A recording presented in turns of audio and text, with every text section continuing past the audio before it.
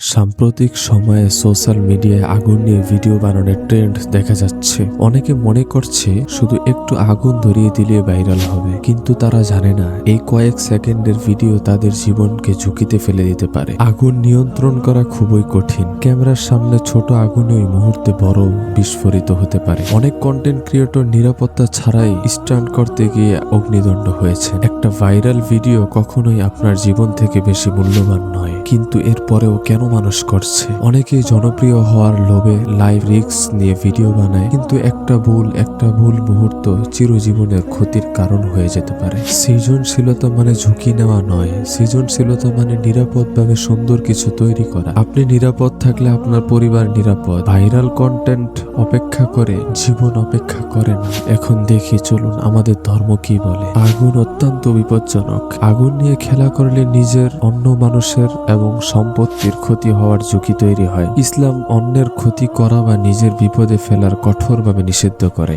একটি সুপরিচিত ইসলামের নীতি হলো, ইসলামে কারো ক্ষতি করাও যাবে না, কারো দ্বারা ক্ষতিগ্রস্ত হওয়া যাবে না। আগুন জ্বালানোর জন্য কাঠ, গ্যাস বা অন্যান্য জ্বালানি ব্যবহার করা হয়, যা এক প্রকার সম্পদ। খেলার ছলে বা অনর্থক আগুন ব্যবহার করলে সম্পদের অপচয় হিসেবে দেখা হয়, যা ইসলামে অপছন্দনীয়। কেন? প্রাণী, এমনকি ছোট পোকামাকড় আগুনে পুড়িয়ে কষ্ট দেওয়া বা মারা ইসলামে কঠোরভাবে নিষিদ্ধ। এই ব্যাপারে রাসূল সাল্লাল্লাহু আলাইহি ওয়াসাল্লামের পরিষ্কার নির্দেশনা রয়েছে। রাসূল সাল্লাল্লাহু আলাইহি ওয়াসাল্লাম বলেন, আগুন নিয়ে কেবল আগুনের সৃষ্টিকর্তাই শাস্তি দিতে পারেন, অর্থাৎ মানুষকে বা জীব জন্তুকে শাস্তি দেওয়ার জন্য আগুন ব্যবহার করা উচিত নয়। এর দ্বারা আমরা বুঝতে পারলাম, আপনি যে আগুন নিয়ে খেলা করতেছেন, এর দ্বারা ছোটখাটো পোকামাকড় এবং ইত্যাদি অনেক জিনিসের ক্ষয়ক্ষতি হতে পারে, যা আপনি বুঝতেছেন না। দয়া করে নিজে বিরত থাকুন এবং অন্যকে এগুলা থেকে বিরত থাকার চেষ্টা করুন।